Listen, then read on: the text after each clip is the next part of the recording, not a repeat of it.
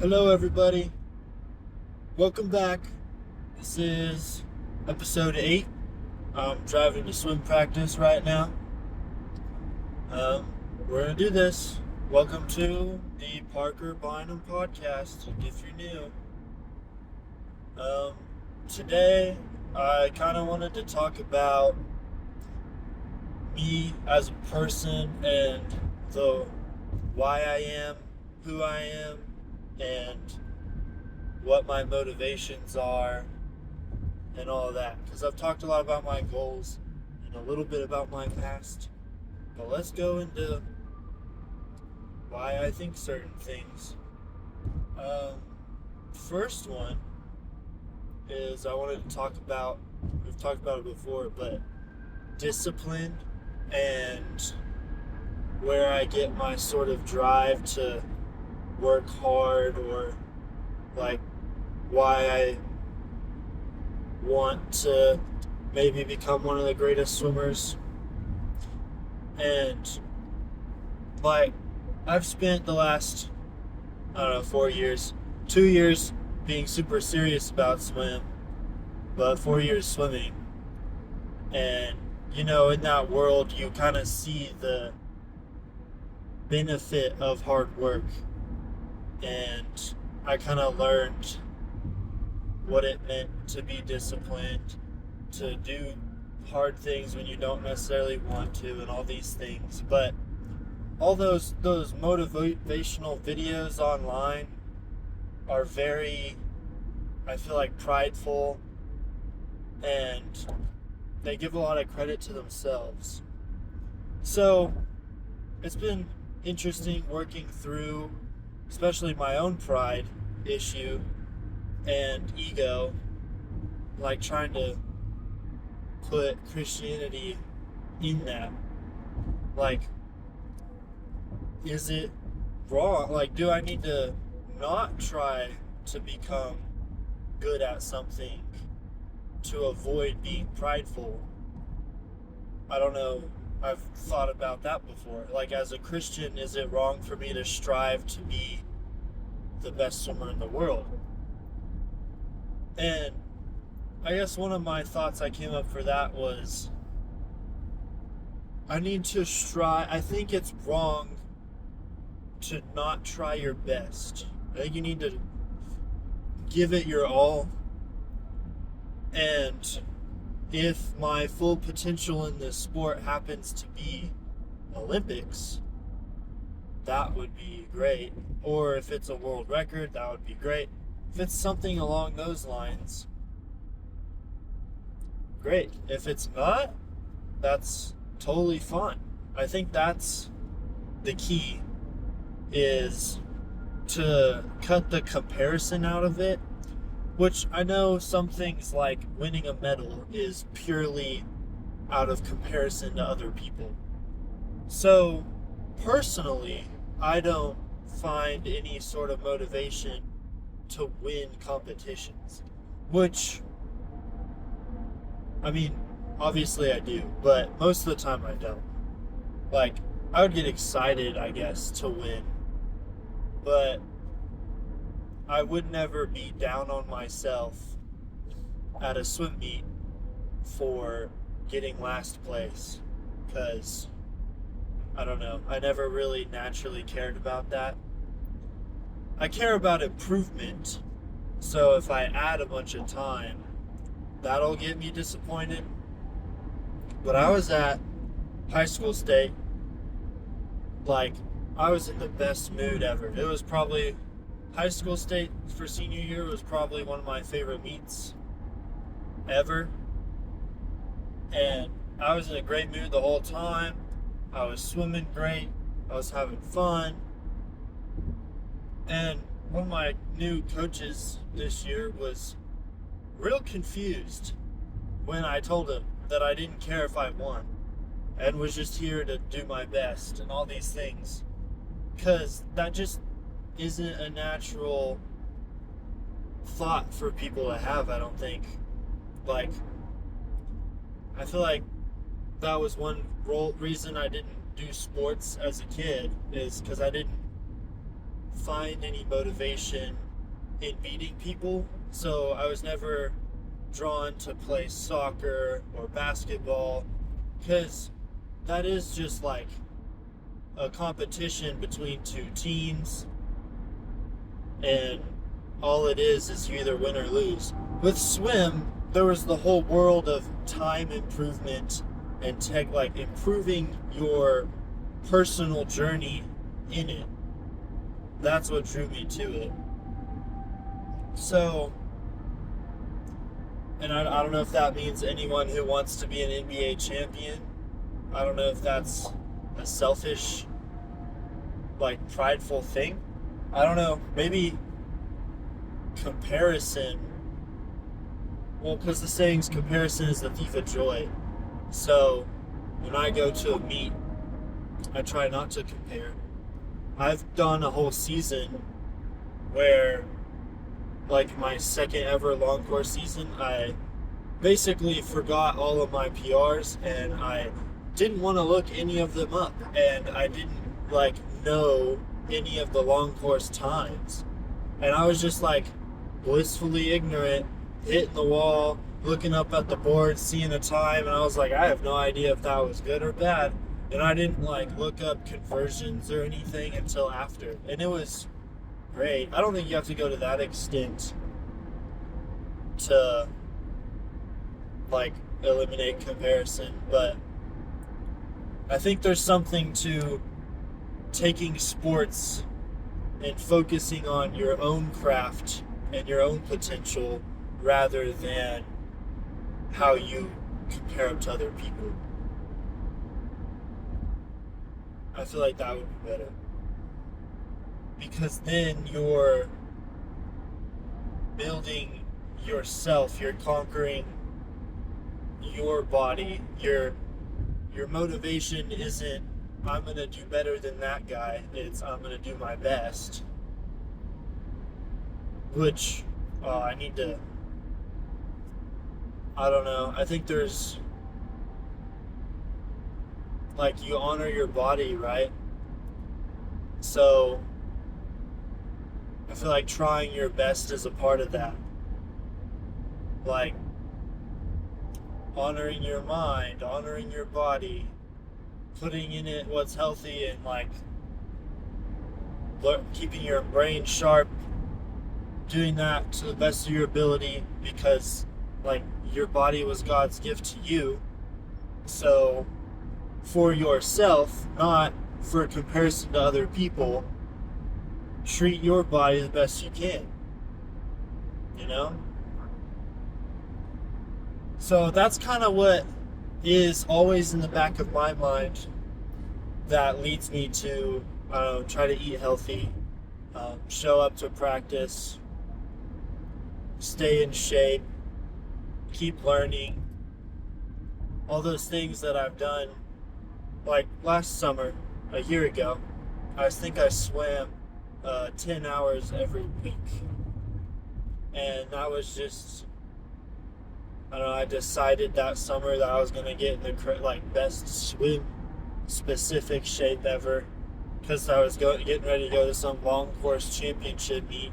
I don't think I'm going to go to a long course championship meet this summer, because they're expensive and I don't feel like I need another champ season before college. But like, I don't know, I only did what I did last summer to improve my personal ability, not to like prove to other people that I could, or like show up more than other people. Now there were days, there are times where my pride sneaks through, and like I'll notice I showed up to practice a day, like a whole week, and noticed when other people didn't, and would feel good about that, which I think is wrong. I think it's sinful to have that comparison, because everybody's on their own journey, and they're working at whatever their best is, hopefully. So yeah, And I hope to continue to grow in that and apply that moving forward. Just to like focus on growth without comparison. Because I can apply that to the company I want to start, the swim league I want to start, just if I ever become a pro swimmer, my family, like watching myself grow and other people grow, and grow as in like improve or see changes that are positive, I guess. Like someone gets faster, or their grades go up, or my brothers grows up and has more mature conversations with me. All those things like fill me with joy. Or seeing people come to the Lord, get closer with God. There's a kid from my construction class at Canadian Valley Technology Center who, like, his life situation sucked. I heard his testimony a little bit, and I mean, yeah, he would say too, he made a lot of dumb choices a lot of the time, and you just knew he would talk about it. But he recently came to the Lord, and I've seen him at one of my friends' church, and he posts all the stuff all the time about it, and it's awesome to watch that like change. So I know change is scary, but I feel like growth should be celebrated because it's beautiful. So I would say that's my goal, to never stop growing in faith, I mean, literally everything, I guess. In my physique, in my health, in my relationships with my possible significant other and friends, like, just work towards improvement. Not just to say that I have the best of something or that I'm better than someone, because that's not the point. There's so many people on earth. Why would you want to waste time comparing yourself to, I don't know, it could be anyone. There's always a bigger fish, you know? So just make sure you're the biggest fish you can be, I guess. I don't know.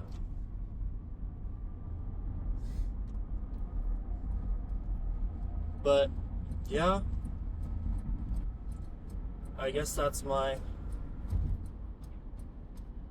whole philosophy. I guess we can go into where that I think that came from. Probably my lack of competitiveness throughout childhood, which that's interesting idea. So we'll go into this. I have a family. I have my mom and dad, live with them. I have two siblings. My sister, who's 16, and my brother, who's 11. Sister has been significantly disabled her whole life. She's been in a wheelchair since she was born. Well, since she was big enough to be in one, but has needed one her whole life. Could never walk. She has congenital CMV, cerebral palsy, is deaf, has poor eyesight, can't talk, so nonverbal, has her package of disabilities, I guess, and I've lived with that since I was 2. That's been one odd thing about my growth. My brother, he's 11. I've just kind of, so I guess where that plays in. I've been an older sibling almost my whole life. I've kind of played a role in, like, the older sibling role in the household, I guess. And with my sister, and just her not being able to take care of herself. There's been a lot of things that I've kind of gone through, that our whole family's gone through, that others just don't. And I think early on, I was conscious of the difference between my family and other kids. Like, I felt different. I don't know if it... Like, I just felt like I wasn't in the same situation as other people. So if I ever went to some sports camp where they taught, like, all the basics of sports, like basketball and stuff, I remember looking at all the other kids thinking, this is for all of them, but it's not for me for some reason. I don't know where I got that assumption. That's just how I felt growing up, was that things aren't really for me. They're just for everyone else. I don't know how else to describe it. It was just like, I didn't feel like I was supposed to be there in my own sort of activities. I think it was a lack of self-confidence to be by myself, and I wasn't very social, so I didn't like make a lot of friends. I think I had friends. I wasn't like lonely, but I just wasn't gonna go talk to random people I didn't know. So I wasn't open to doing a lot of things growing up. It was just like, what's the normal? Let me do that. And our normal was very different than a lot of people's normals. So very early on, I felt different. I felt like, especially in sports, I guess, like it just wasn't meant for me. And I used to say a lot of things were weird, and looking back, it was just my lack of confidence to want to do things like sports and talking to people and all these things that are very normal, but to me weren't. I just never did. So I didn't feel comfortable. And I stayed in my comfort zone a lot until probably 8th grade year. We can get into that. My 8th grade year science teacher, shout out to him, saw me leaving school one day. My dad worked at the middle school, and I was leaving with him. We walked past him beginning of 8th grade year, and he was like, Parker, you should come run cross country. And I looked at my dad, and I was like, why did he ask me that? Why would I be asked to go run cross country? I was like, I'm not an athlete. This is not for me. But I don't know, I ended up talking to my dad, and it was like, yeah, I could have always done sports. I just never really chose to. And I made some crazy decision, and I was like, sure, I'm gonna go try this, because sounds like they're inviting me and willing to have me. Maybe I am supposed to do things like that, because he invited me. So I showed up. I ran as fast as I could throughout all of warm-up first day, and then could barely move my feet, and I had to walk my way through the rest of practice. But, I really liked it, and I learned more about, like, working hard, because once you step into a sport, you kind of spend every day getting out of your comfort zone. So that was an interesting experience. It helped build me a lot. And then, we talked about I chose swimming and all that. So growing up with a sister with special needs and being the oldest sibling, I almost always felt like an adult. I mean, I definitely didn't, but I felt like I had some sort of responsibility as a kid with my sister and my brother, and I had a lot of responsibilities, and I never really had the normal, just do your chores, mind your own, learn how to live on your own kind of growing up. It was all family knit stuff, which I appreciate. It was all great. I wouldn't change it for anything. But given all of that, it definitely played a role in me kind of having a unique perspective on life that not many people have. Like, I just appreciate a lot of things, you know? There's, I wouldn't say that we have any sad moments with my sister. Like, she's one of the happiest people you'll meet. Well, if she likes you. If she doesn't like you, she'll let you know. But yeah, we make it work, prioritize relationships. So that's been my upbringing. Grew up in a Christian family. I don't know if that's been said yet. I don't know when I was baptized. I was like maybe 5 or something. I don't know. Maybe older. Maybe I was like 9. I don't remember. Which doesn't really matter, because I mean, maybe one day I could get baptized again. But like, I feel like faith is something you have to choose every day. Not have to, but like, you should.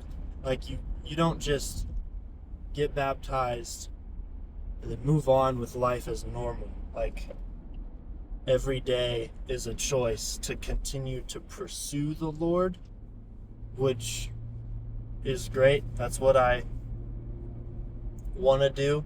I made that decision to do that probably a year ago. We were at youth camp a year ago. I didn't go this year. I felt a little old. But a year ago we talked a lot about, like, you don't just, it's not just the youth group high, and then it's not just getting baptized and then going through the mundane steps. It's just the discipleship of it is a daily process to become more like Jesus. That's what our whole youth group's been about for the past few years, is like, how do we become more like Jesus? And you can't rely on your own self efforts to be more like Jesus, because we can't be more like Jesus. Only God can work through us to be like that. So, how do we grow in faith and grow in a relationship with Him and all that? So, I don't know. I don't really have a crazy testimony, but I do have a heart for the Lord and a desire to continue to grow in that specifically. That's the number one priority. So that's kind of my worldview on life. I don't know. Politically, I hope that everything is run how the Bible intended it to be run.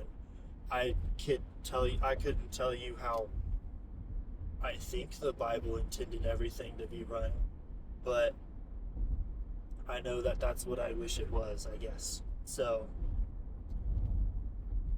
don't ask me political questions, ask the Bible, would be my answer. Yeah, love everybody, which doesn't mean don't judge people. Well, don't judge people harshly. Use judgment as a tool to care for the ones you love, because sin should not be enabled. It's evil. Sin brings people away from God, and we don't want that, because like a continuation of unrepented sin is what causes us to not be saved. So we must repent. We must go to the Lord. Yeah. I don't know. I'm just yapping at this point. This has been a long one. I'm almost at practice. Do I have any final thoughts, I guess? If you've made it this far, drop a comment. I'll respond probably.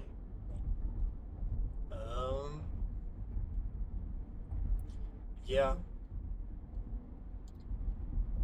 my dad has been a very good example for me my whole life as someone who is a devoted disciple of the Lord.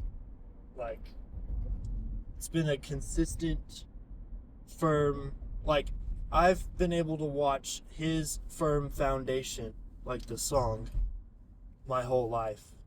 I've never felt unstable. I've never felt like our family was unstable in Christianity, which I'm very grateful for. So, I hope to be able to mimic that when I start a family, just to kind of find that consistency and foundation in a loving family. That would be one of my priorities. But I think some of the most important things as Christians is to find community. Like, find your best friends, talk to people, talk to your family if you can. Like, the best way to work through life is with other people. I'm not a therapist, and I never studied mental health, but I feel pretty mentally healthy, and I'd attribute probably all of it to all the relationships I have and close friendships I have, and all the conversations I have with everyone I talk to. Like, it's just, I feel like that's getting lonely and staying in your thoughts, I think causes a lot of the problems that people can have mentally. Like, you need to find connections of people in faith who can care for you, and I can talk to you.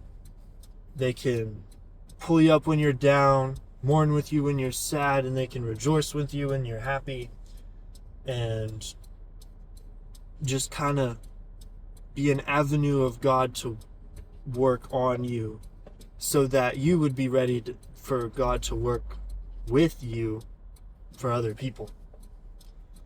It's kind of how I see things.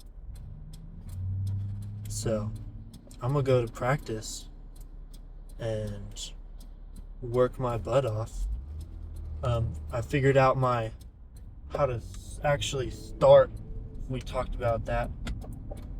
And we're going to go try it again, and hopefully I didn't forget.